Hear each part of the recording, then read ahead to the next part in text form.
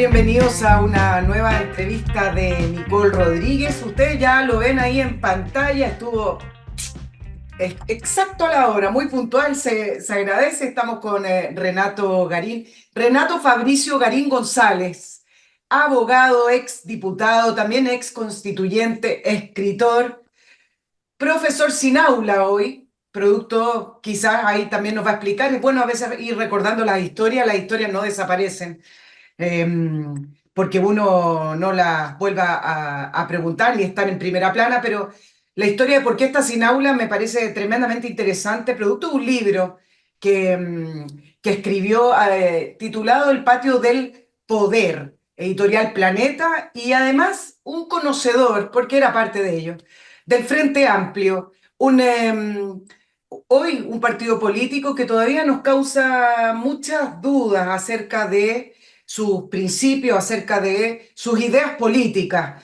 y también una persona que conoce bastante bien a el presidente Gabriel Boric. Renato, muchas gracias por estar en la entrevista de Nicole Rodríguez. Bienvenido. Hola Nicole, muchas gracias por invitarme.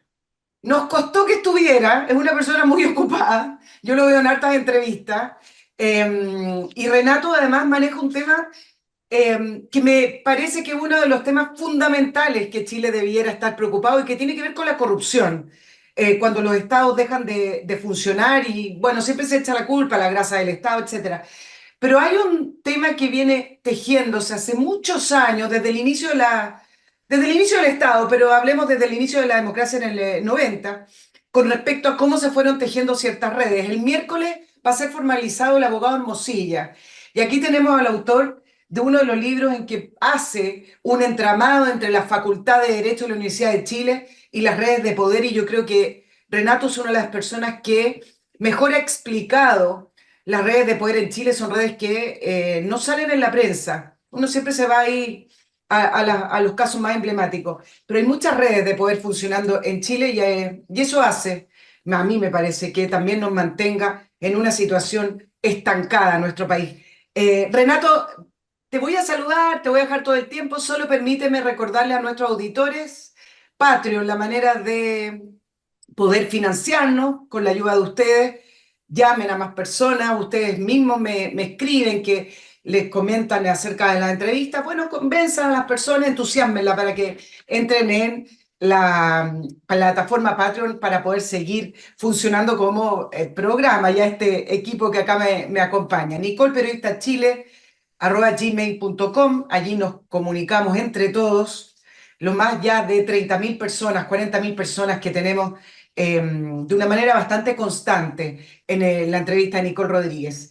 Y comienzo con uno de mis auspiciadores, Urantiacos, esta empresa que te desarrolla software a medida. Urantiacos es un aliado donde no hay que tener miedo a poder entregar la información, ni que he escuchado algunas personas, algunas empresas que me escriben, me dejaron la tendalada, le pasé información, me tenía que desarrollar un software y al final me dejaron peor. Urantiacos es tu aliado y un aliado responsable y además un aliado que lleva mucho tiempo en el mercado, principalmente con instituciones educativas. Ellos, si ustedes entran a la web de Urantiacos, van a ver que han trabajado con la Universidad Católica, la Universidad de Chile, las principales universidades de este país. No solamente desarrollan software a medida, que hoy en día es muy importante. Usted necesita cierta información y no la de la empresa del lado. También tienen diseño y desarrollo web, están certificados en la plataforma Moodle,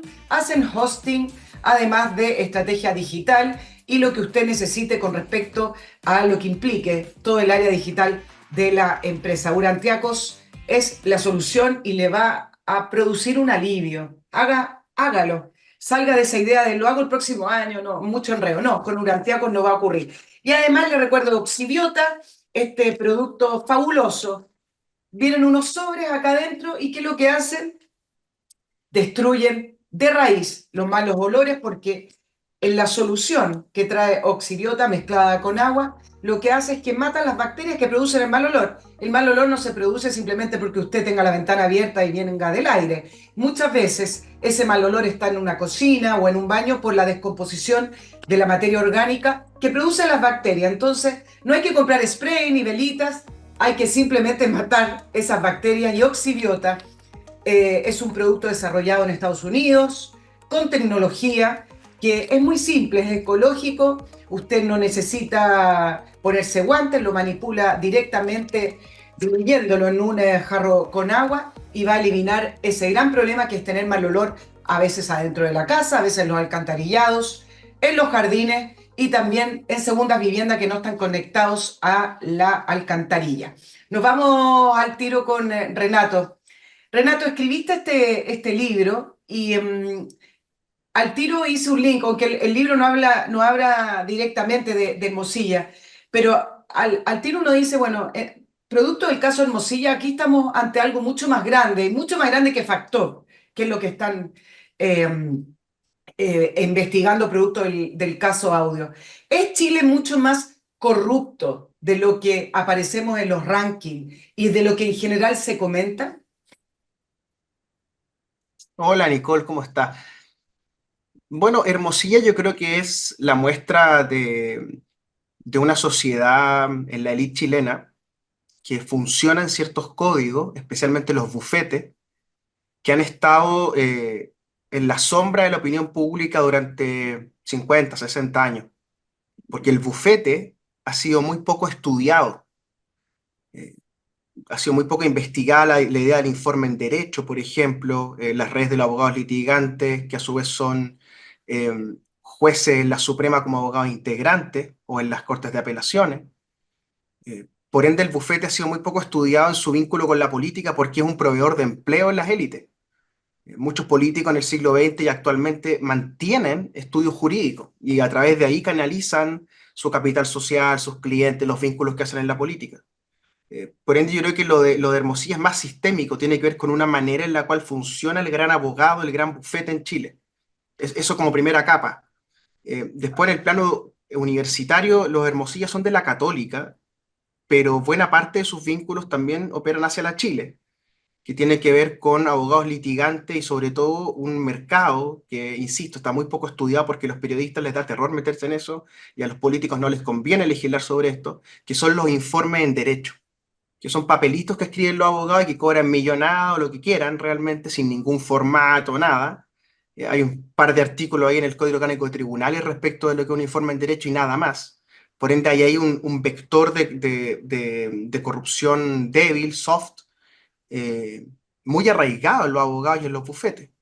Y en un tercer nivel, tiene que ver también con una cuestión personal de ellos, ¿no? Son tipos extremadamente hábiles, cuya habilidad, insisto, no es una inteligencia, sino que es una astucia, una habilidad que ellos tienen para hacerse de capital social, ¿no? Esto es muy importante entenderlo. Tanto Juan Pablo como Lucho se dedicaron a conocer gente, ¿me entiendes? Y eso lo hace Lucho en el Partido Comunista en los 80. Lo hace Juan Pablo, por ejemplo, dándole trabajo a Fernando Paulsen, una cuestión insólita. ¿Qué hizo Fernando Paulsen en el bufete de Juan Pablo Hermosilla? Yo se lo he preguntado directamente y en vez de contestar como un caballero, que es lo que supuestamente es, un rugbyista y todo esto, ¿cierto? Educado en Texas y en Harvard, eligió insultarme delante de 2.000 personas en un teatro de manera muy poco honesta de su parte, simplemente por interpelarlo públicamente respecto de cuál fue su rol como periodista en un bufete de abogados. Yo interpreto que era un lobista ante los medios de comunicación de los Hermosilla. Y esas redes llegan a tal nivel, por ejemplo, esto te puede interesar, que el hijo de Juan Pablo Hermosilla es militante del Frente Amplio, es uno de los fundadores de Revolución Democrática y es uno de los mejores amigos del Colegio de la Vida de Miguel Crispi Serrano. Y son también amigos con el hijo de Tironi, y por eso Tironi es asesor de Crispi en el segundo piso, porque Tironi es apoderado del San George y Crispi era alumno en el curso donde estaba Martín, creo que se llama el hijo, que es sociólogo, y después tiene sociología en la Católica. Entonces, esto es un entramado que los propios Hermosilla tejieron, que los supera a ellos, por supuesto, que tiene que ver con colegios, con los patios de las universidades, con el Palacio de Tribunales, con el centro de Santiago, con periodistas como Fernando Paulsen. Por ende, una cuestión muy extensa que va más allá de los abogados. Pero te insisto en esto, el bufete jurídico es algo que se han negado a estudiar políticos y periodistas porque provee empleo y dinero de manera muy fácil. Claro, Renato, ahora va mucho más allá de Hermosilla porque hay otros que hacen la misma labor de Hermosilla y en la medida en que uno va preguntando más, a mí me surgen mucho más preguntas desde el punto de vista de por qué esto nunca nadie investiga, por qué esto nunca nadie le interesa ponerlo en primera plana, porque al final de cuentas, estas son las personas que empiezan a mover los hilos de las decisiones políticas también junto con la clase política, digamos, acá no existen los buenos y malos, esto es un entramado que le conviene a todos ellos. Y es una élite que hoy en día es bastante extendida, no me parece que sea una élite muy pequeña, quizás solo en la circunscripción de Zapallar, como a veces tú has mencionado, sino que a mí me parece que se ha ido extendiendo bastante más allá de Zapallar y al final eso produce que efectivamente estemos estancados de alguna manera u otra. Y yo no sé si tú compartes eso. Sí, lo que ocurre es que de algún modo las clases medias lograron penetrar los círculos elitarios del siglo XX, pero siguen siendo pequeños burguesía, siguen siendo los gerentes de, el abogado de, el asalariado de, ¿no? Claro, es una élite más amplia que las que eran las haciendas, que Chile era 40 campos, ¿verdad? Exacto. Pero sigue siendo altamente endogámica, especialmente en los colegios. Los 9 colegios siguen siendo un factor preponderante más allá de donde tú estudies. Eh, yo siempre cuento que cuando yo volví de Oxford, a mí me preguntaban, me seguían preguntando a qué colegio fuiste, en vez de preguntarme qué hiciste en Oxford. Y Exacto. eso es muy curioso, ¿no? Y es muy propio de Chile, tal como el Ivy League en Estados Unidos. O sea, esto es más o menos similar. Pasa que un país tan chico que esto se reproduce. La cuestión de Zapallar, en cambio, tiene que ver con el otro aspecto de esta elite, ¿no? Que es una elite superficial, banal, que no se concentra, ¿no? En su día a día no se concentran, o sea, hablar con una persona concentradamente, que se haya leído un libro de manera concentrada, hacerle clase a un grupo de personas que estén concentradas mientras tú estás hablando, es una cuestión cada vez más difícil, ¿no? Y entonces el ocio, ese espacio como esa bruma mental donde nada nos tiene realmente ocupado, es cada vez más preponderante en la élite, ¿no? Y eso ha entrado, el Frente Amplio y el Partido Comunista han entrado en ese juego de manera decidida, ¿no? Que son banales, son frívolos, son superficiales, ¿no? Y claro, eso ya no está solo en Zapallar, está en muchos lugares, ¿no? Porque la superficialidad ahora está en las pantallas, ¿te das cuenta? Entonces tiene que ver con un modo de vida, pero sigue siendo una pequeña burguesía respecto de los 8 grupos económicos y los 5 bancos más grandes, que son los que controlan el crédito y controlan por ende la producción económica en el país. ¿Qué tan extendido es la red que extendieron los Hermosillas, Renato? ¿Qué tan amplio es esto? Uno siempre dice esta es la punta del iceberg y uno sabe que sí, pero tú has investigado muchísimo acerca de la red de poder y del lobby. ¿Qué tan extendido es el caso Hermosilla? Bueno, hay un verso de Lope de Vega que dice, mi amor es un mar sin orillas. La red de estos tipos es un mar sin orillas. O sea, una red que va desde Fernando Paulsen hasta Sanhattan, al Partido Comunista de Telier Carmona y la Gladys, afuera en Washington, en Buenos Aires, estudios litigantes como Garrigues en Madrid, que también los conocen, abogados jóvenes que le han vendido informes en derecho durante décadas. O sea, estamos hablando de una máquina de producir sentencias, FASCA, casos favorables, digamos, opinión pública. No te olvides que Hermosilla es compadre de Chadwick, Chadwick es primo de Piñera, Hermosilla pagando informe a través de Sauer para que Sauer le pagara el informe en derecho a favor de Chadwick y después el favor de Piñera. O sea, es realmente una red de personas que han trabajado juntas y que esos trabajos juntos, alguien tiene que engranarlo, alguien tiene que engrasarlo. Yo creo que la parte más notable de todo esto es que en el audio él cuenta que él era el coordinador de inteligencia e información del Partido Comunista en los 80, que Exacto. después el Partido Comunista dice que es Dijo que mentira, no. ¿no? Que eso es, que eso es novelesco realmente, o sea, Claro. es para sentarse a pensar esto, las dobles y triples verdades de esto, ¿no? Pero eso es muy interesante, a ellos lo que les interesa es el manejo de información, por eso Paulsen. ¿Te das cuenta? O sea, les interesa el chisme permanente, la información permanente, ¿comprendes? Porque en esa información van hostigando, te van chantajeando, ¿verdad? Y te van presionando a través de la opinión pública. Claro, yo te preguntaba acerca de estas lobbies y de estas redes de poder, porque siempre te voy a compartir algo, siempre me llamó la atención cuando estudié periodismo y después entré a los medios, hace muchos años atrás, que se daba como algo por sentado y algo válido, el decir, oye, hay una inauguración de tal cosa, es que esa inauguración la organizó el Estudio Velasco, es que esta inauguración la organizó Imaginación o Tironi y asociados. Y uno escuchaba, yo trabajé en varios canales en radio, y uno escuchaba esto como algo muy normal. Y yo siempre preguntaba, bueno, ¿y es normal que estas oficinas estén tan entrelazadas con el mundo político, que hagan lobby de las empresas que quieren después las concesiones eléctricas, por dar un ejemplo, hay muchas más, y que además estén metidas en la elaboración de proyectos y que el mundo político a la vez se deje arrastrar por estas empresas que eran todos parte en esa época, venían de la concertación, y se daba por sentado y nadie hizo las preguntas que había que hacer. Y a mí me parecía muy curioso, eso quedó siempre así. Yo trabajé en un programa de investigación que no quisieron hacer el tema. Me pregunto es por qué, Renato. Yo creo que tú lo has estudiado bien para explicármelo a mí después de muchos años, por qué no se quiso nunca investigar, por qué nunca se habla de esto. Bueno, yo cuento esta historia en el libro El Lobby Feroz, que es del año 2016, tiene varias ediciones, está por Catalonia.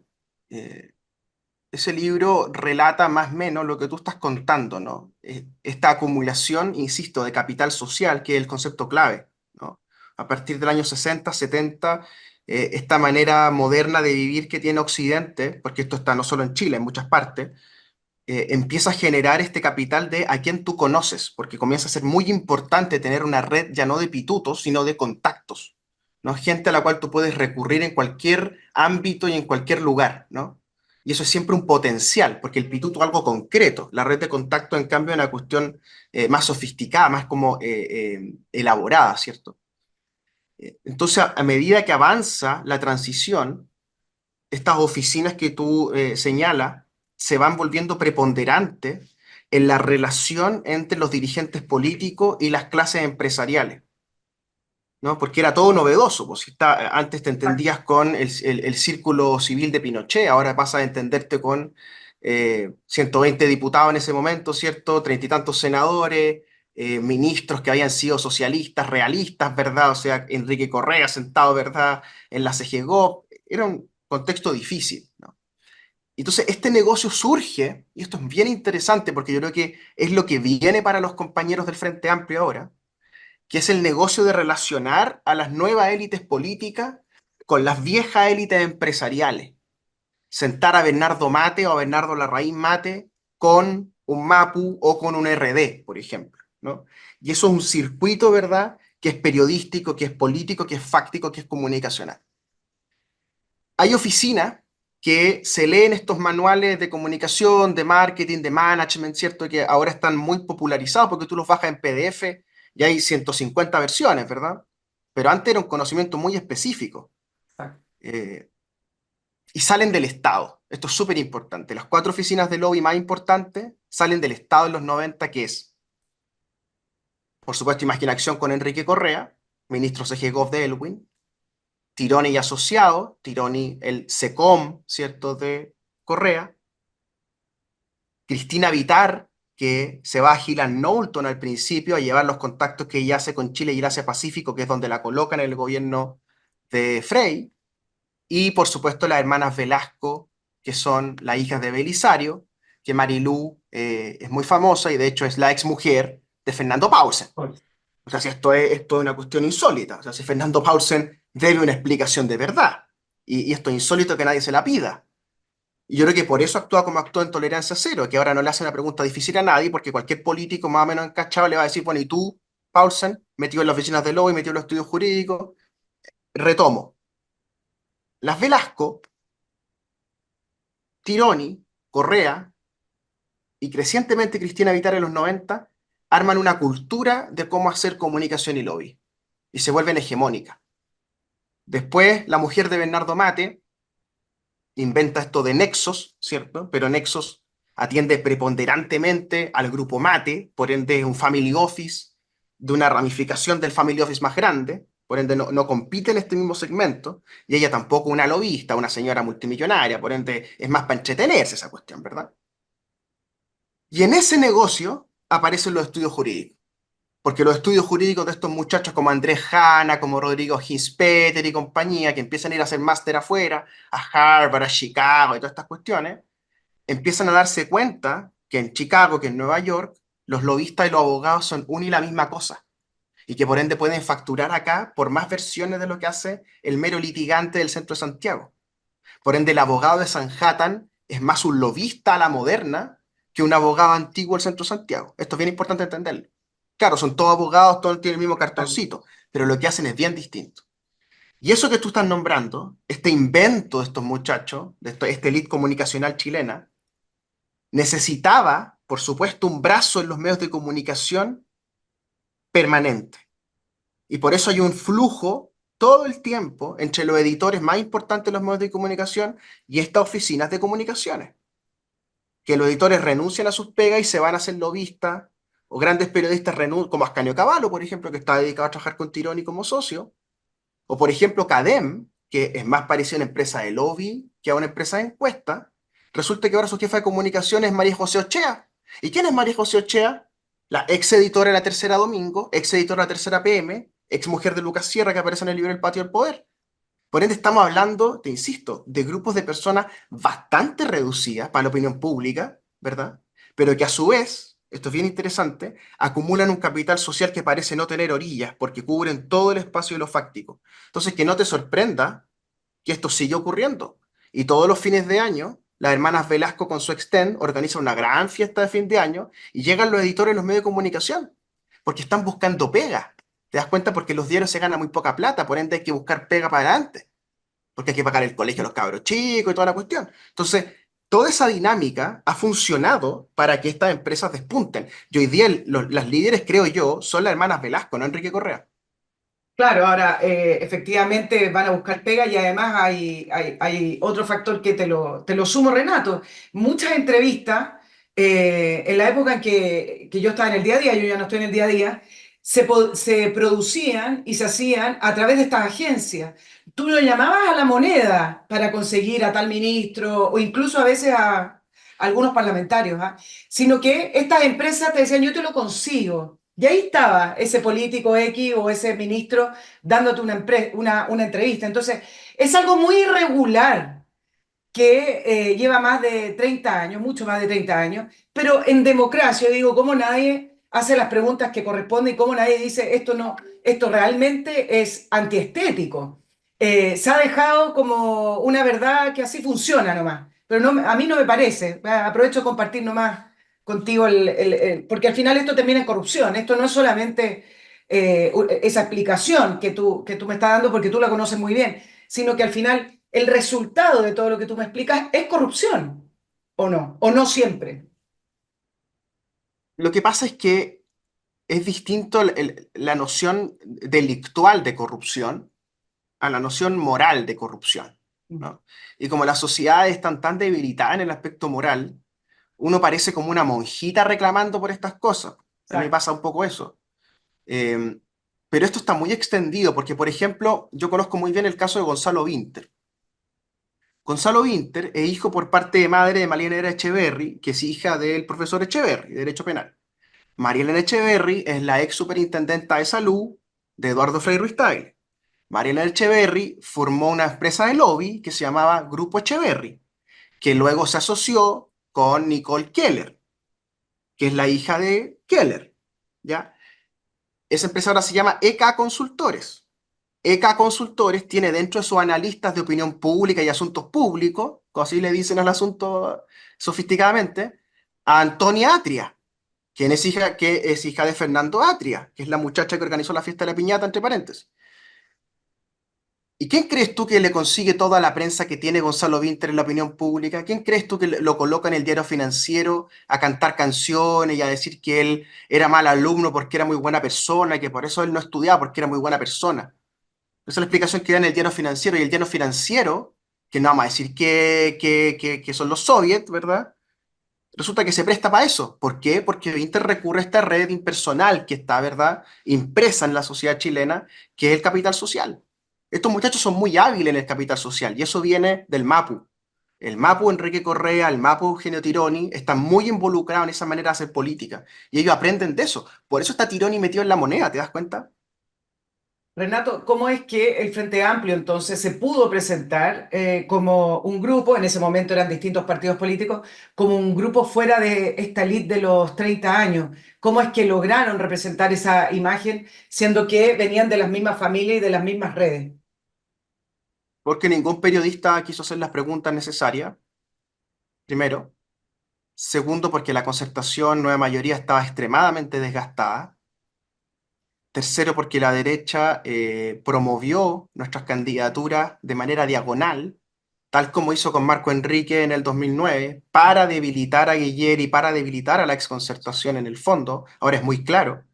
Eh, y por supuesto, porque hay vínculos en los diarios y en los medios de comunicación. O sea, cuando yo entro a RD, la polola de Giorgio Jackson era una de las periodistas políticas de La Tercera, por ejemplo. O sea, esto es una cuestión que da vuelta en círculo, porque tiene que ver mucho con los patios de la universidad. Yo por eso le pongo el patio del poder al libro, porque esta generación va al patio de la universidad, van al pasto de San Joaquín, van al pasto de Gómez Milla, van al pasto allá de Antumapu, van al patio de Pío Nono, van al patio de Casa Central de la Católica. El aula dejó de ser un lugar simbólicamente importante. Y por eso es que ya no hay doctrina, nadie sabe qué creen, los liberales son socialistas, los socialistas son liberales, ¿verdad? Los conservadores. Es un revoltijo tan grande porque ya no hay espacio político social, sino que hay una socialización del capital. Y están haciendo negocio en el fondo. De eso mismo quiero hablar y vamos a tratar de hacerlo en paralelo con este libro, El Patio del Poder, que me parece que es una especie de continuación de El Lobby Feroz, Renato, o no lo ves como continuación. Puede ser visto así. Lo que pasa es que una de las críticas que me hacían muchos lectores del libro El Lobo Feroz es que yo no me metía en el mundillo de los abogados como debían lo hecho. Ah, Y mi ya. explicación era que tenía que hacer un libro, po, porque es aparte el asunto tiene toda una historia. De hecho, cubro solo una parte de la historia porque no está la católica metida, no me meto con los bufetes grandes en ese libro al menos. Entonces, es todavía una historia como local esa. Es como Peyonono con Santa María. Exacto. En el Patio del Poder, cuéntanos, porque yo sé que los has contado en otra entrevista, pero a mí me interesa siempre partir un poquito más de cero. La gente no recuerda o no te escuchó. Tú realizaste varios años, que entiendo 3 años de investigación para hacer el Patio del Poder, que te sentaste a escribirlo, y es una relación entre cómo surge esta generación, tu generación, que está hoy en el poder con un presidente en la moneda, cómo surge desde el patio de la Facultad de Derecho y cómo se van tejiendo esas redes. Me parece que explica en parte también varias cosas del Frente Amplio que uno no entendía y que no conocía, Renato. Entonces, cuéntanos un poco de eso. Bueno, hay una frase de Borges que dice, no nos une el amor, sino el espanto.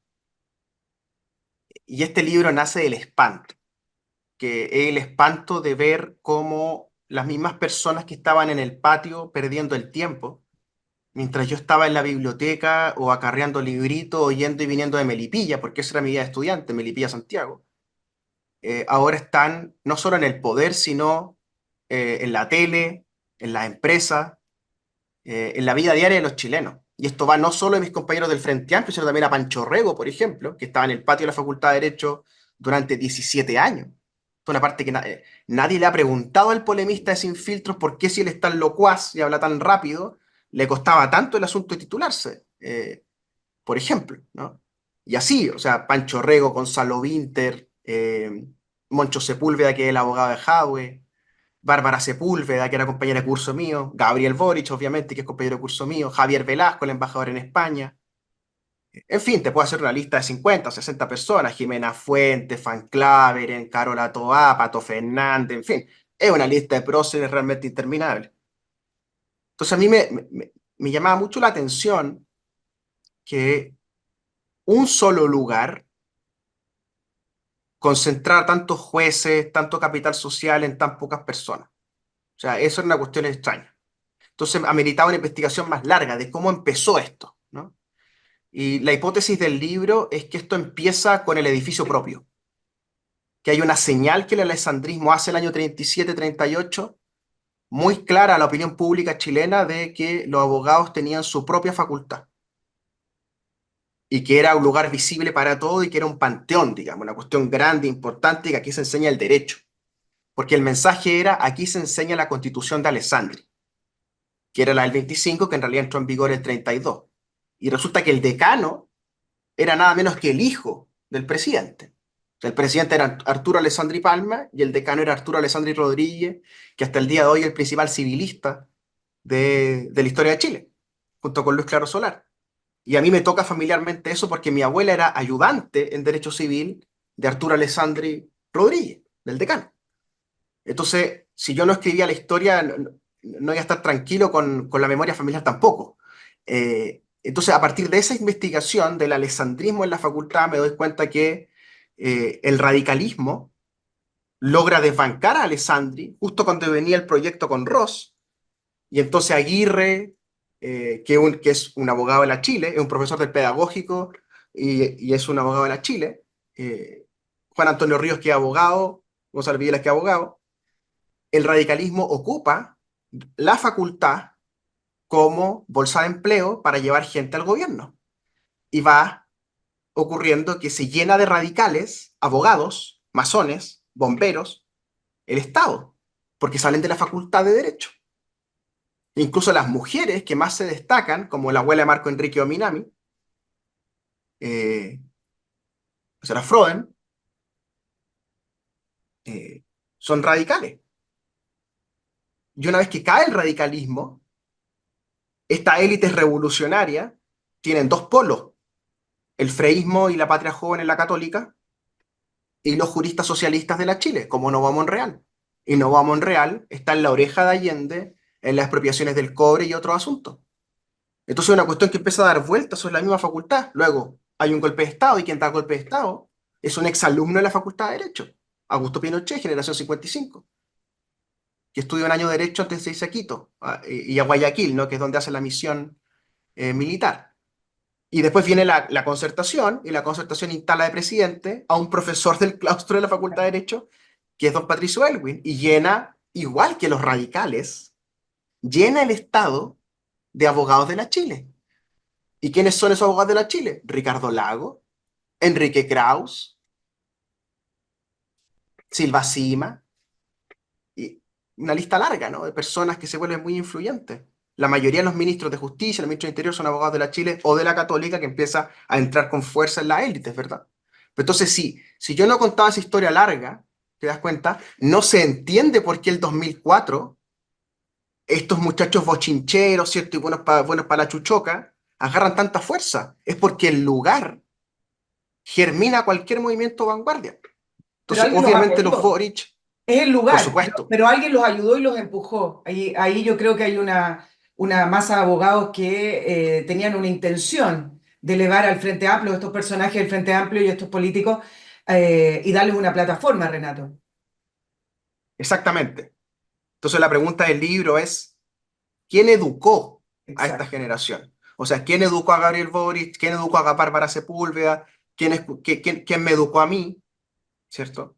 Y ver críticamente entonces, ¿qué es esa educación que recibimos? Y esa educación que recibimos fueron activistas jurídicos como Pablo Ruiz Tagle, como Fernando Atria, como los Bascuñán, como Juan Pablo Mañalich, como Nicole Neme, que han usado la facultad para generar redes, dinero, cargo en el Estado. Entonces se entiende mucho mejor por qué la generación que yo encarno, que encarna el presidente, tiene esta fascinación por ocupar carguito y sentarse en poltrona, porque vieron a sus profesores hacer lo mismo. Y cuando se pregunta por qué esta generación es tan buena para darse volteretas conceptuales y todo eso, es porque vieron a sus profesores hacerlo y les fue bien haciéndolo. Y como hay que hacer algo para que te vaya bien, darse voltereta en lo que hay que hacer.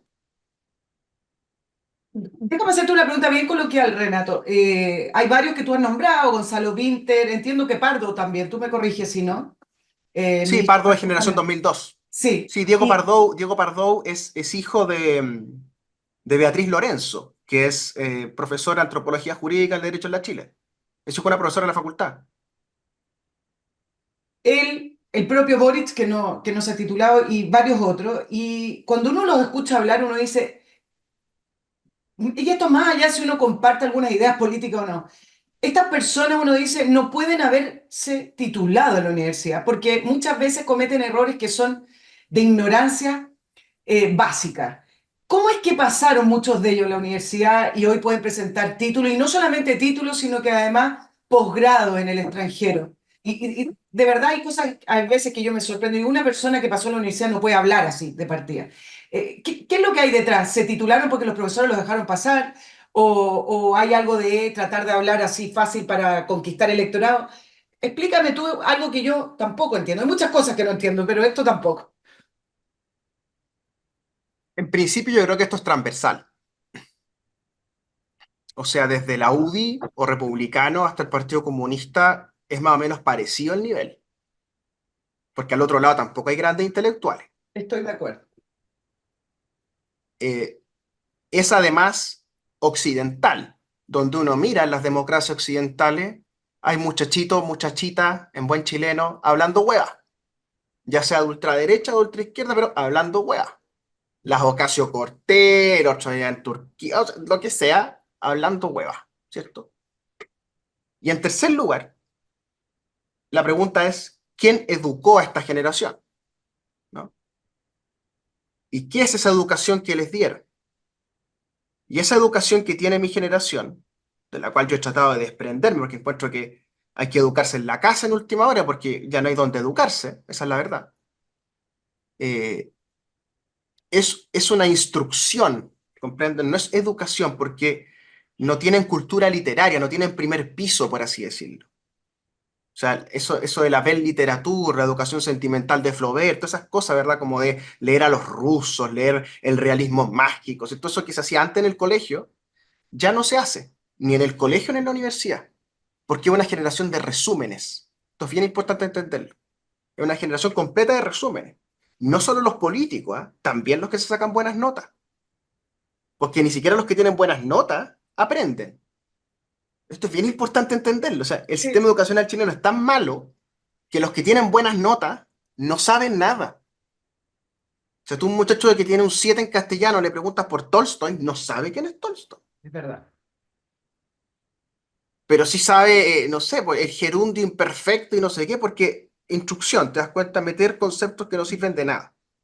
Bueno, eso, que está en toda la sociedad, está radicalizado al extremo en la clase política joven, porque son los que están en el patio, ¿ya? Son los que no tienen tiempo, entre comillas, para estudiar, ¿ya? Y fundamentalmente son los que no se concentran. Esto es clave. Fíjate, por ejemplo, en los programas de debate, Nicole. No se concentran en lo que están discutiendo. Cuando uno ve Sin Filtro, Estado Nacional, Mesa Central, los políticos dan como círculo argumentativo, todos, ¿ah? Y como que saltan de tema en tema, de tema en tema, de tema en tema, de tema en tema, y listo, se acabó. Y eso fue el debate político. Es de un nivel paupérrimo. Tiene que ver con esto, con que son incapaces de concentrarse, son incapaces de leer un libro, leer un documento largo. Por eso las leyes quedan mal hechas en el Congreso, porque los políticos no leen lo que votan, Exacto. porque Mal no se aplicación. concentran, no se concentran. Y esta incapacidad de concentración, déficit atencional le dicen ahora a los médicos, pero es falta de concentración, la arrastran desde el colegio, pero la radicalizan en la universidad. Y entonces viven calentando la materia la última noche, ¿cierto? Antes de la prueba, y lo que calentaron la noche anterior se le olvida en la tarde y vuelven a reproducir el mismo sistema. Tú vas a Pionono, y en Pionono las clases están vacías, las aulas están vacías. Hay 10 alumnos en clase, porque están todos calentando la materia para la prueba que viene el otro ramo, están en el patio, o hay campaña de no sé qué, y hay que hacer no sé qué compañero. bloques protegidos para que hagan debates de política, que siempre son cualquier cosa, en fin. Todo el sistema universitario está en torno a este activismo que disfraza la falta de lectura y que las bibliotecas están vacías. Con Gabriel Boric fueron muy laxos para que pasara los ramos, para que pasara a la universidad. Hay muchos mitos que hablaban que nunca iba a clases, que siempre estaba rondando en el patio, estaba en otra. Sí, eso. A ver, él no es una persona, digamos, de bajo coeficiente intelectual. Él no es tonto, ¿ya? O sea, esto es bien importante entenderlo. O sea, tonto no es. Lo que él hizo en su vida universitaria, creo yo, es el perfeccionamiento de esto que estamos hablando, ¿no? Que es una relación satelital con la institución educacional, hacerse conocido en el espacio de interacción social que es el patio y por sobre todo tener un colectivo de personas en su entorno de manera permanente. O sea, él nunca estuvo solo. De hecho, a él le da como espanto la soledad, ¿no? Y la gente que se queda sola en política le parece que está mal, que son jugosos, digamos, que hay que aislarlos, ¿no? Entonces, cuando uno entiende eso, uno se da cuenta que él siempre quiso hacer esto que hizo y que todo fue para esto, ¿te das cuenta? Probablemente desde el minuto uno. De hecho, en la campaña presidencial, yo tengo guardada, de hecho, en el computador, algo muy interesante, que es que él, si tú te fijas, hay un rasgo en Gabriel Boric infantil, pero extremadamente infantil. Uno a veces lo mira y es como un niño chico jugando a ser presidente. O sea, tiene gestos, tiene formas que son de un niño chico. Y de hecho, cuando más cómodo se le ve en sus actos públicos, es cuando lo rodean de niños chicos. ¿Tú te has dado cuenta de eso, no? Que es como que goza con la infancia, como que se conecta con algo muy profundo de él mismo, ¿no? Entonces, el Boric más interesante, creo yo, no es el de la universidad, es el Boric niño. Y en el Boric niño hay algo muy interesante, que es que hay una carta que él hace en segundo básico, que le hace a sus compañeros de curso, que le están pidiendo, él le pide a sus compañeros de curso que lo reelijan presidente del curso, en segundo básico. Y les dice en la carta, yo sé que fui un mal presidente el año pasado, pero les pido que me den otra oportunidad. Eso Está te escribiendo la permite historia que entender viene. exactamente. Él va a ser Claro, candidato de nuevo y no va a hacer una carta a todo y va a decir, mira, yo sé que la cagué con algunas cosas, pero denme otra oportunidad. ahora sí. Entonces, hay algo infantil en él, que es lo que tiene medio embrujado una parte del país, ¿verdad? Que es como enamorarse de un cabro chico, a ver qué hizo el cabro chico ahora, ¿cierto? Y por otro lado, le genera tirria a otro sector del país. Entonces, está como dos y uno. Dos personas genera tirria y en una genera enamoramiento. Por ende, para el país, él es una figura muy compleja. Él Es tiene muy rasgos parecidos a Cristina Fernández, que yo creo yo. Es como nuestra Cristina Fernández. interesante eso. Yo creo que tiene parte de razón, Renato. Ahora déjame decirte que eso que tú estás hablando, esa dualidad del presidente, pero a la vez explicando cómo surge toda esta plataforma de poder en la Facultad de Derecho, uno entiende que nada en el Frente Amplio fue espontáneo. Tampoco que Gabriel Boric se encontró por un accidente de la naturaleza y terminó siendo presidente. Acá uno ve que hubo una preparación de muchísimos años con una generación que se le permitió, que se le construyó una plataforma y que fue empujada y apoyada al poder por estas personas con los que comenzamos el programa, que son estos abogados y este grupo que ya tenía redes de poder en el Estado. ¿Se puede ver así también? Lo que pasa es que eso es la política en Chile. O sea, yo estudié la historia del Partido Radical y como te digo, es bien parecida a esto. La historia del pipiolaje liberal en el 19 es bien parecida a esto en la universidad. Las TAR y los demás son ayudantes de Andrés Bello en la universidad, por ende, eh, así viene cortado el paño, digamos, de hace mucho tiempo. Ellos aprenden, la mía es una generación de mucha imitación. Esta es una generación que ve que algo le resulta a otra persona y todos hacen lo mismo. ¿Tú crees que es casualidad que tenemos tantos embarazos de repente en la clase política? ¿Joven? ¿A qué crees tú que se debe eso? ¿A un equilibrio hormonal, digamos, de todo el Claro. mundo? No. Es porque se empieza a correr la voz. Oye, a fulanito o a fulanita le recomendaron tener guagua. Pero tú sabes que así funciona esto. Oye, el asesor comunicacional recomienda tener guagua. Y así empieza. Y hay que tener guagua, hay que tener guagua, hay que tener guagua, hay que tener guagua. Entonces, vamos a ver a Carol Cariola de candidata senatorial en Valparaíso, porque ese es todo el plan de ella. Por eso Por- Rementería el socialista, todo eso es para su estrategia de poder, ¿verdad? Todo puesto a eso, ¿te das cuenta? Lo enajenado que tiene que estar una persona para que todas sus relaciones humanas, la cama, el hijo, toda la cuestión, apunte a ser senadora por Valparaíso. Bueno, esa enajenación es premiada en la clase política. Oye, mira qué habilosa la Carol Cariola, justo se embarazó el año anterior a la campaña, va a tener harta prensa. ¿Te das cuenta? Entonces, al ser premiado por esta socialité, ¿qué hace el perro Pavlov? Vuelve a repetir la conducta, po. Entonces Gonzalo Viste sale con guagua, Camila Vallejo sale con guagua, no me extrañaría que Jaime Bassi y Bárbara Sepúlveda salgan con guagua también, no me extrañaría que Chalper salga con otra guagua por el otro lado, Evelyn Matei va a salir con con nietos, ¿verdad? Y así. Ahora, mientras no tengamos a una precandidata presidencial ahí, con la guata embarazada, sería curioso, ¿no? Con el caso de Camila Vallejo. Ahí es más difícil de descifrar el embarazo. Ahora, Renato, ¿tiene principio el Frente Amplio? Tú me hablabas de las volteretas del presidente y bueno, y él siempre responde y la gente del oficialismo responde diciendo que es parte de la madurez política y que es un político hábil que se acomoda a las necesidades. Pero por ahí otros dicen, no es un problema de volteretas y de madurez, sino que más bien una falta de convicción. O además puede ser también de manipulación de parte del Partido Comunista o de partidos del oficialismo. ¿Tiene principio el Frente Amplio o simplemente crecieron para estar en el poder y manejar el poder y quedarse en el poder? Yo creo que esa es la pregunta más difícil, ¿no? Porque habría que preguntarse antes, ¿hay principios en la política chilena? ¿Cuáles vendrían ¿Quedan? siendo los principios? Claro, ¿cuáles vendrían siendo los principios de la UDI, por ejemplo? Es raro, es curioso.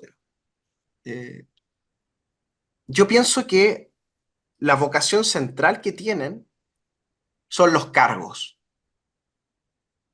O sea, son personas que gozan actualizando el LinkedIn y colocando cuál cargo están ocupando ahora y cuál cargo ocuparon antes y cuál cargo van a ocupar después, que es distinto al poder. Esto es bien importante entenderlo. Yo creo que los políticos chilenos no tienen poder. Un diputado chileno no tiene poder. Un ministro chileno tiene muy poco poder. Por eso se frustran. ¿Tú te has dado cuenta que son políticos frustrados de lado y lado? Y por eso luego lo que hacen es que, como se dan cuenta que el poder no está ahí, los más inteligentes, los más adaptativos, se preguntan, ¿dónde está el poder entonces? Y la respuesta, ¿cuál es? Los directorios de los grandes grupos económicos que controlan realmente el país. Y por eso uno ve que el directorio del grupo Luxic, Quiñenco, que ha pasado gente por ese entorno como Nicolás Aguirre, ¿cierto? Ahora está con los chinos, don René Cortázar, ahora está Lana von Baer, Rodrigo Ginspeter, el abogado de Luxic, en fin, te puedo hacer una lista larga. En el grupo Angelini es parecido, en el grupo Mate es parecido, no con la voracidad de Andrónico que le encanta comprar políticos, pero incluso tras frontera, Paraguay y Perú involucrados. Pero los grupos económicos chilenos tienen gran habilidad para llevarse políticos hábiles a los directorios.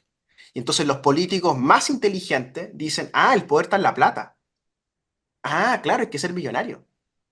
Y por eso se ponen corruptos. O sea, el caso más extremo que he visto de esto es Catalina Pérez. Catalina Pérez, Nicole, yo te digo, era una cabra buena.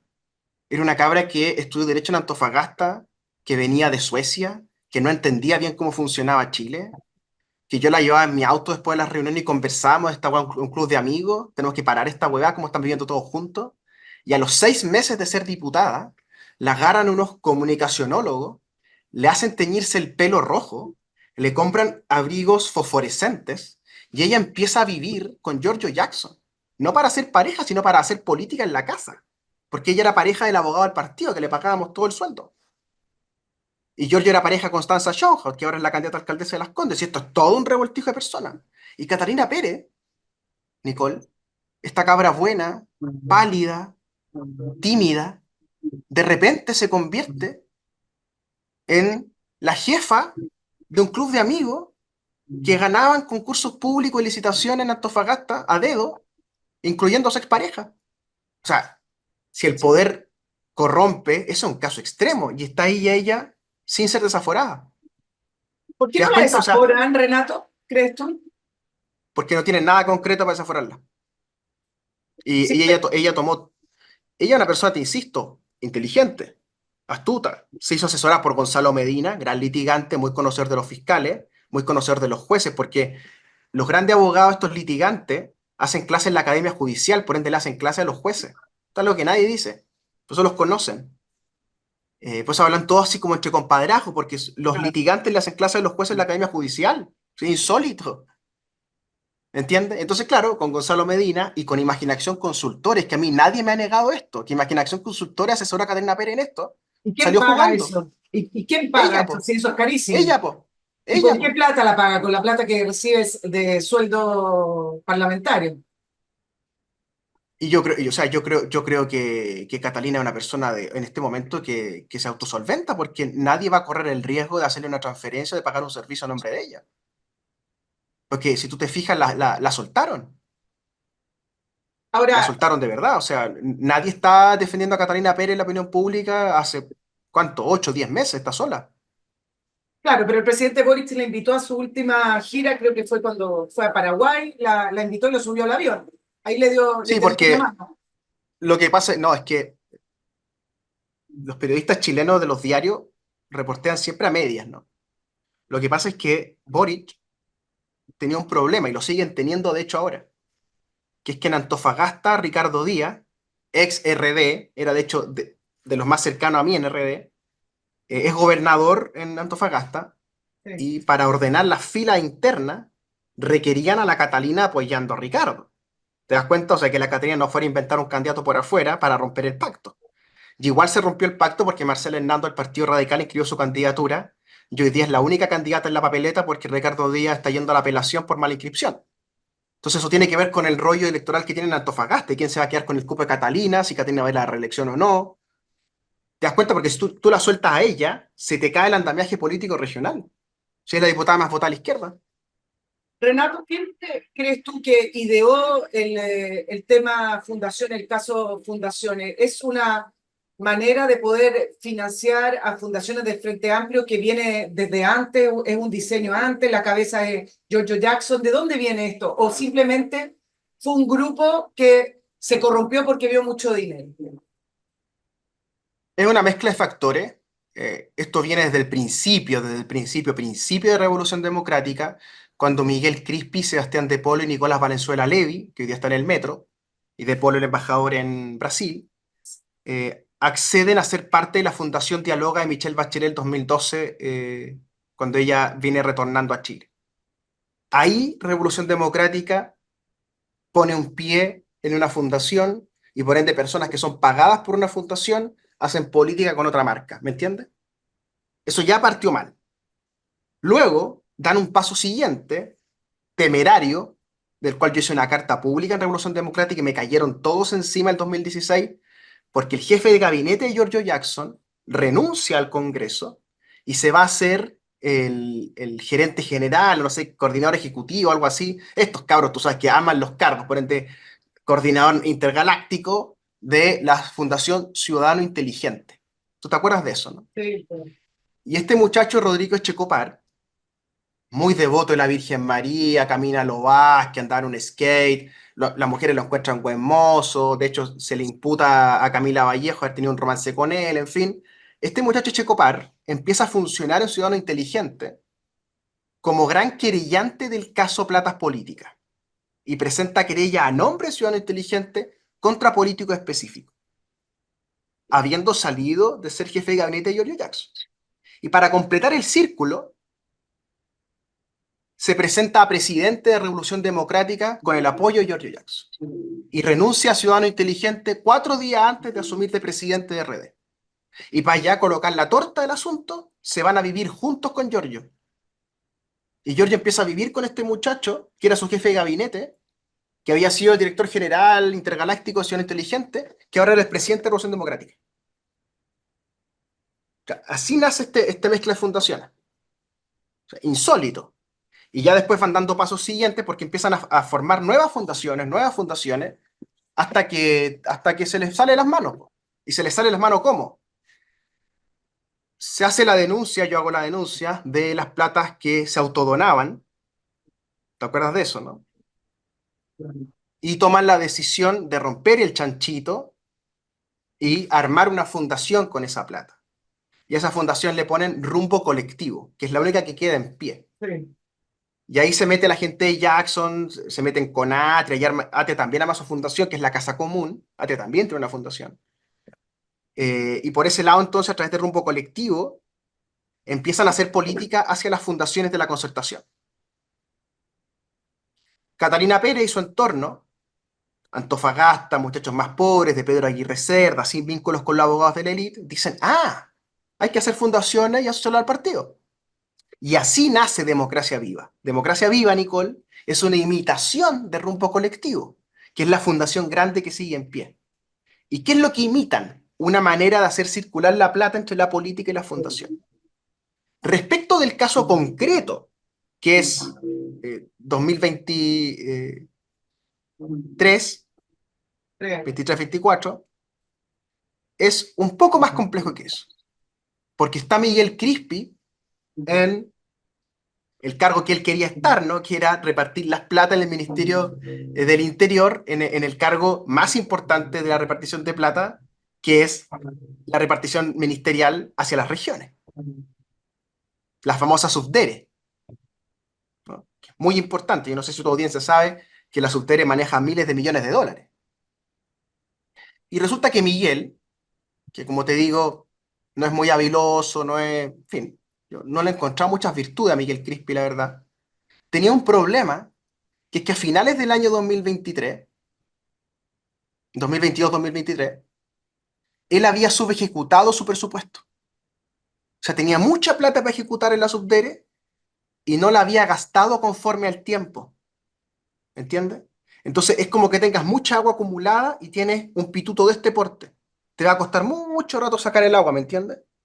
Y como lo estaban criticando de todas partes por haber subejecutado el presupuesto y le querían quitar la subdere, que se la Claro. quitaron de hecho para dársela a Cataldo, ¿cierto? ¿Qué hizo Miguel Crispi? Empezó a presionar por todos lados para que ejecutaran.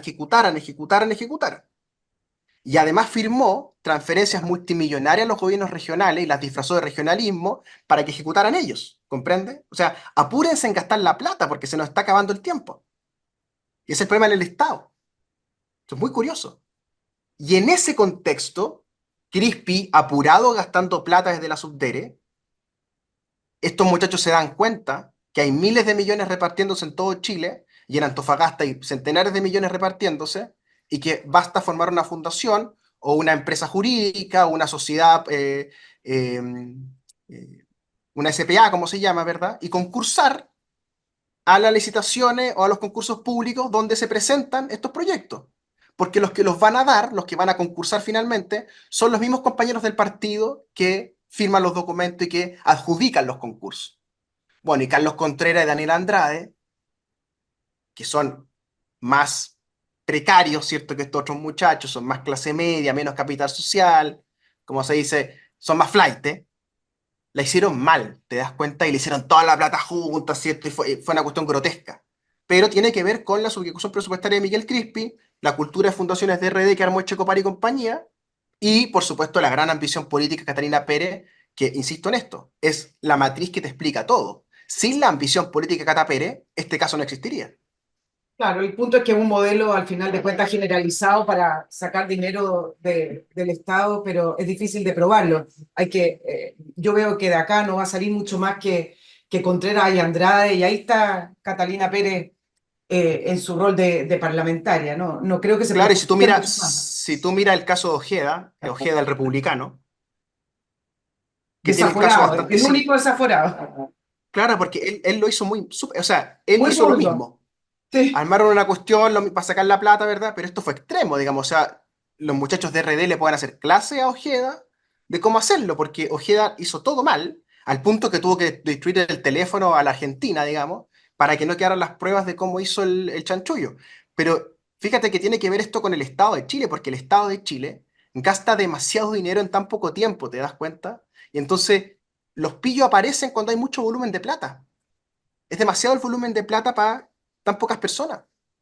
Evidente. Renato, ¿quién dirige hoy el Frente Amplio? ¿Quién es el líder del Frente Amplio? Giorgio Jackson está Ga- en España, hay Gabriel un presidente Boric. de la República. ¿Quién? ¿Gabriel No, Boric? Gabriel Boric, sí. Y Gabriel Boric va a ser el candidato el 2029. Y si no gana, va a ser candidato el 2033, y el 2037, y el 2041, y el 2045, y el 2049, y así. Yo creo que Gabriel Boric es una persona con cierta adicción al poder. Llegado a esa conclusión. Y como le fue bien en eso, los demás lo imitan. Y sus discursos, o sea, el más parecido que hemos visto en América Latina es Alan García. Alan García 3 no se parece en nada a Alan García 2 y Alan García 2 no se parece en nada a Alan García 1. Por ende, este muchacho tiene mucho desarrollo de personaje todavía. O sea, no ha Sí, tenido la guagua todavía, o sea, se le va a queda sacar la mucho barba. todavía. Se va a sacar la barba. En esa línea, Renato, tú ya saliste de la primera línea, saliste del Frente Amplio, y principalmente ¿por qué?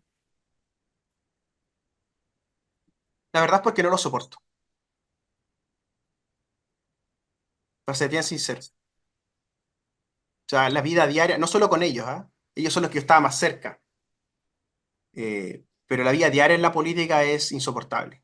Para una persona que es razonable, digamos, y que quiere como hacer algo productivo en el día a día, es insólito. O sea, tú pierdes el tiempo realmente con los políticos. Hablando tonteras, ¿eh?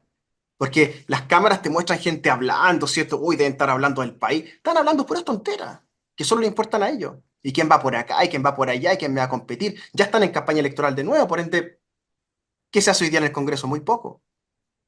No, la política es una cuestión laboralmente horrorosa, realmente. Hay que estar medio enajenado para estar adentro. Esa supuesta incomodidad que tiene el Frente Amplio o la coalición de gobierno con el Partido Comunista, ¿a ti te parece realmente que les incomoda el Partido Comunista o es bastante utilitario para el Frente Amplio estar al lado del Partido Comunista y presentarse como una izquierda más democrática o más moderada? A mí nunca me ha parecido que están incómodos, pero todo el mundo repite esto de la incomodidad con el Partido Comunista. ¿Qué mirada tienes tú, Renato? Bueno, esto tiene una historia universitaria, donde los colectivos que estos muchachos formaron, tanto en la Chile como en la Católica, competían contra los comunistas. eh, Eran considerados izquierdistas anticomunistas. Eso es el movimiento autonomista, eso es izquierda autónoma, eso es el NAU en la Católica. O sea, gente de centro izquierda o izquierdista, pero que no son marxistas comunistas. Y que por ende algunos despistados pueden ir a apoyarlos, ¿te das cuenta?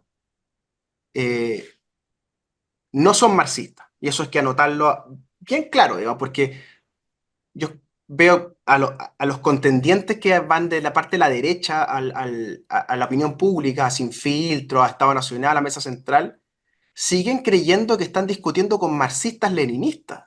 Y eso es un absurdo. Paulatinamente, el Partido Comunista también ha ido abandonando el marxismo. Esto es bien interesante, son comunistas, pero no son del todo marxistas. Eso se ve en su forma de vida, en el goce que tienen con el capitalismo. Esa vieja idea de los comunistas como sobrios, ¿cierto? Más bien grises, ahora lo reemplazamos por estos comunistas pop, ¿cierto? Vestidos con prendas caras en el Parque Arauco, ¿cierto? En Casa Costanera, en el diario de Sayé, ¿cierto? O sea, como muy neoliberal en su sentido de la imagen. Eh, por ende, esa alianza entre el Frente Amplio y el Partido Comunista tiene que ver más con lo estético que en lo profundo en lo político. Porque el Frente Amplio, al no tener doctrina seria, no tener una comprensión doctrinaria del mundo, se asusta con estos marxistas doctrinarios, y estos marxistas doctrinarios quieren parecerse a estos chiquillos populares que supuestamente disfrazan el ímpetu revolucionario. Entonces, conceptualmente, el Frente Amplio no es marxista, porque Marx es muy difícil, hay que estudiar sobre una doctrina. Ellos no Hay que están para eso, ellos meterle. están para más. Ellos están para mandar, para el cargo, para partir plata. ¿Ya? Y la otra cuestión es fome. Y los comunistas se han visto forzados entonces a parecerse al Frente Amplio. Y eso es Carol Cariola, eso es Camila Vallejo en Revista Velvet, ¿verdad? Eso es una mimetización, ¿verdad? De hecho, yo soy parte de quienes nos opusimos tenazmente a una alianza entre el Partido Comunista y el Frente Amplio. Si tú te acuerdas, nosotros fuimos contra Guille y Guille fue apoyado por el Partido Comunista. Así fue. Y yo me fui de RD justo cuando empezaron a aliarse con el Partido Comunista, porque iba a pasar esto, iba a pasar esta especie como de simbiosis, ¿no? Que ha ido ocurriendo. Entonces, hay un frente amplismo anticomunista desde las universidades, y hay unos comunistas que no soportan a estos pendejos ñuñoínos, pero se necesitan mutuamente. En Santiago, en Ñuñoa, en el gobierno arriba, ¿verdad? En el Congreso. Entonces, es un matrimonio por conveniencia. Pero efectivamente, y lo saben, por eso mismo digo que pueden tener algunos roces, pero esa Y lo incomodidad cuidan. constante y lo cuidan y cuidan la relación. Dos cositas, Renato, antes de ir, no quiero preguntarte dos cosas de tu libro porque también se sigue vendiendo, pero antes les recuerdo sobre Master Cook, una concesión de casinos de alimentación para su empresa que le va a solucionar el tema de cómo alimentar correctamente a sus funcionarios o a sus empleados, independiente del tamaño de su empresa. Olvídese de estar llamando a esa van que viene con una colación o esos cheques o esos reembolsos por concepto de almuerzo. Usted contacte a Master Cook y pregúnteles de qué manera les puede solucionar el tema de la alimentación de sus empleados. Además, tiene dos características que ellos destacan, pero además destacan sus clientes, que es lo importante. Uno, la cocina in situ, esa cocina que uno ve, esa cocina transparente que se puede oler y ver la manera en que están cocinando los alimentos. Y dos, la atención. Olvídese de esos casinos con mala cara, con olor a cloro, que da una lata ir a almorzar a la hora de colación. Aquí hay casinos donde la atención es lo primordial. Tengo un buen momento y además almuerce como en casa. Master Cook Casino. Renato, dos cositas a propósito de tu libro. ¿Te costó el no seguir haciendo clases? ¿Te costó el aula, como leía por ahí? Y quiero entender por qué es tan grave que escribiste que te costó el seguir haciendo clases en la Universidad de Chile. Bueno, en primer lugar, yo gané mi cátedra legalmente mientras era diputado. Por ende, era una cátedra ad honorem, yo no cobraba sueldo, porque no se puede tener dos sueldos en el Estado. Mm. Y fue ad honorem hasta el final, hasta que me echaron. Por ende, echaron a un profesor que no cobraba, para que agarremos un contexto, digamos, y me acusaron de no trabajar más encima. Una persona que iba gratis a trabajar, te acusan de no trabajar. ¿Qué es lo grave del libro? Bueno, que Pablo Ruiz Tagle, el decano de la facultad, Fernando Atria, el principal intelectual que nos hemos referido ahora, ¿verdad? Inspirador de estas ideas liberacionistas teológicas católicas del Frente Amplio y un jesuitismo eh, nauseabundo, ¿verdad? De otra época, naftalínico. Enrique Barros, principal litigante del país, Lucas Sierra, ex miembro del Centro de Estudios Públicos y otros más, son discípulos de Antonio Bascuñán Valdés, el conde de Zapallar. Y Antonio Bascuñán Valdés fue el primer decano designado por Augusto Pinochet en la Facultad de Derecho en el 74 y se exoneraron a cerca de 40 profesores de diversos ramos, especialmente de izquierda, radical y demócrata cristiano, y nunca se dio una explicación de eso. ¿Por qué se usó la dictadura para exonerar gente de la Facultad de Derecho? Y resulta que ahora sus discípulos, los discípulos de este hombre, son los principales activistas contra la constitución de Pinochet. Fernando Atria, Pablo Rustal, entre otros. El alcalde de Zapallar, Gustavo Alessandri Bascuñán, es nieto del conde de Zapallar, es hijo de Soledad Bascuñán Rodríguez. Y Antonio Bascuñán Rodríguez, que es el tío del alcalde de Zapallar, es uno de los penalistas más reconocidos del país, un gran informante en derecho, ha ganado mucho dinero con eso, y actualmente es socio del estudio VACS, V-A-C-S, donde litiga Alejandro Aguad, por ejemplo, que lleva la causa de Doppelberg, que está preso, y son los abogados para que tú te enteres a través de Miguel Schurman, de Fernando Atria, Jaime Baza y Giorgio Jackson. Por ende, esta boleta que a mí me la pasan en diagonal, ¿verdad? Políticamente, académicamente, porque el libro les pega donde les duele, que es que tanto se quejan contra Pinochet, tanto hablan contra el pinochetismo, y resulta que ellos son admiradores. Le hicieron un libro en homenaje, Nicole, de 700 páginas, a el primer decano designado por Pinochet. Claro, cruzaste el Rubicón, Renato, tocaste a Pinochet, que lo han utilizado a esta altura, finalmente termina siendo una figura utilizada para poder tener identidad, para poder tener a un enemigo, un contrario, parece, ¿no? Con muy poca convicción.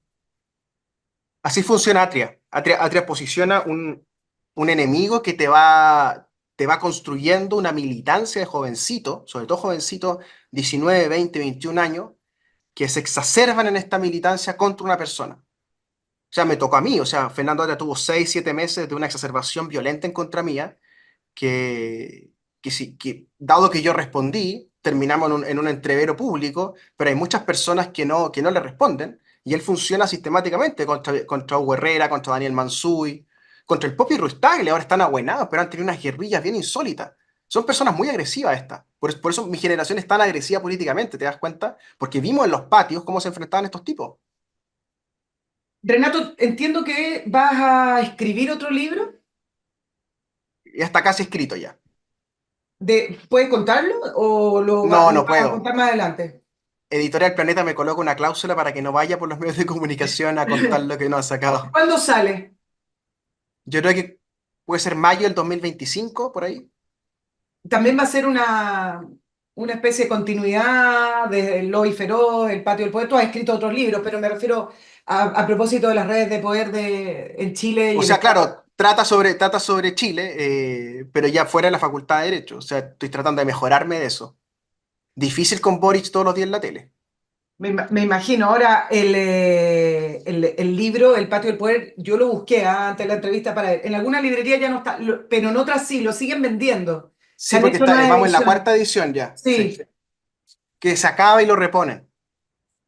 Renato, para terminar, en el caso de Hermosilla, porque lo van a formalizar a él, a Villalobos también, este miércoles, ¿tú crees que cae alguien más o va a quedar ahí nomás, en este círculo? ¿Tú crees que No, hay mi impresión es interés? que hay un plan ya de contingencia muy claro en los medios de comunicación y entre los abogados para circunscribir esto a esos casos simplemente, porque si esto continuara podríamos estar en una debacle en los estudios jurídicos. O sea, hay una práctica que cuidar, pues compañera, Claro, colega. ¿Ah? me imagino que es parecido a lo que pasó con Sokimich, por las boletas y las facturas ideológicamente falsas. Tenía que quedar, en algún minuto había que contener la inundación, ¿no es cierto? Así es.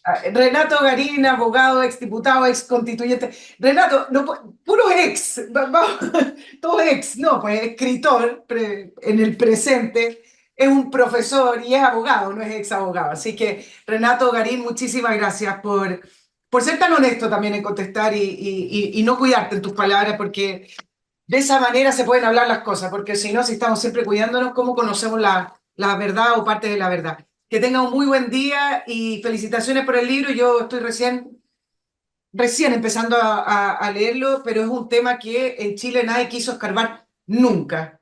Y es necesario también para comprender cómo nos movemos y dónde nos estamos moviendo. Muchas gracias a ti por la invitación. Un gran saludo.